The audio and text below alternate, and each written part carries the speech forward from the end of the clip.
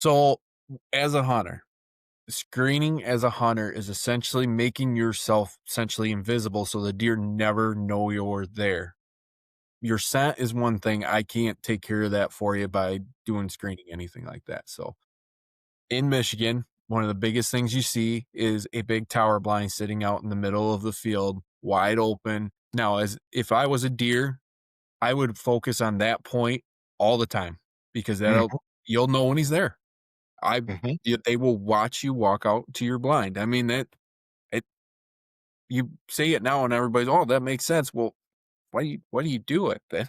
I mean, I get that if you're rifle hunting or something, that's one thing, but where we are at in this lower portion, I mean, you're strictly down to straight wall cartridges and shotguns, so obviously your distance is way down, and you can see somebody in an open field at 200, 300 yards easily, and so mhm, can the deer, and so can every other animal. So a screening for that is essentially making your whether you make a 10-foot wide or even a walking trail wide, if you can create a strip of cover of some kind, it doesn't matter whether it's done with seed or essentially just putting like I've seen equipment, people use farm equipment to kind of break up them walking out to their blinds. I mean, there's multitude of things. Essentially, what you're doing is visually blocking yourself from the deer, making yourself more stealthy.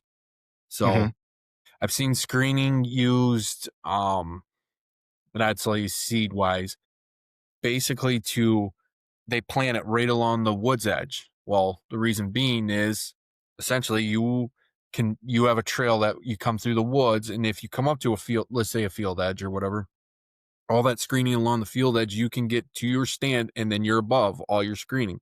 So essentially you're above where you need to be. Now, all the deer come out in the field, you can get down from your stand and you just slowly walk back down the trail that you came. I mean, it's as easy as that.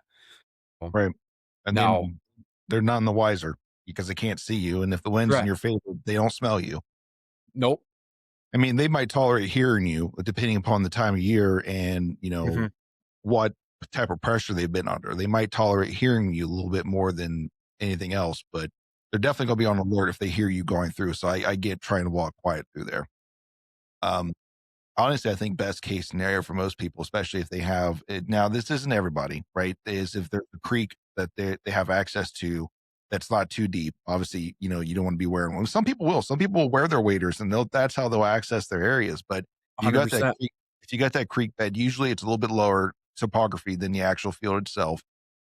Easy to kind of get some screening that doesn't have to be ginormous to cover you up. Plus, also helps with your ascent because you're down in the water. You don't leave much of a scent trail behind you down there, and then you can access it. That's like that would probably be best case scenario. And I Right. think also adding in topography to that, like if you have a lower level, that you could walk like to get to a certain area, just to get you down lower out of sight might help as well too. Correct. And I've seen people use kayaks to get to their stands or whatnot, and they float down Mhm, and then they set their kayak up on a bank or whatever, and then they can gain access that way just because it's simpler. mhm, Um, so with that, you know, you got to look at how the land, the terrain, everything's set up too. Like you said, if the deer are bedding up high up on hills and whatnot, just because that's where they're set up, doesn't make any sense to come from the bottom and work your way up. So essentially, you're going to have to look at the deer's advantage point and then go, okay, if they're sitting on this hill and they're looking down at me, I essentially have to find a taller screen or maybe even hinge cut some trees down, at 5, 6 feet, at least 7 feet, 8 feet, something like that to get that over your head as you're walking. You essentially block their view of looking down at you. So, and then obviously if they bed low and you're high, you don't need as high as a high of cover.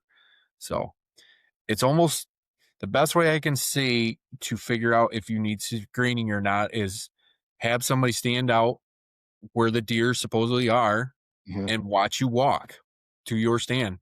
That will tell you exactly what the deer see. It's that's I'll tell you right now, I've done a lot of that. Walk to That's your just stand and they're like, well, you can't. You won't be able to see me. I guarantee you, I bet you I could. So, and sure enough, you can see, there'll be blips of seeing those people, but it's those little blips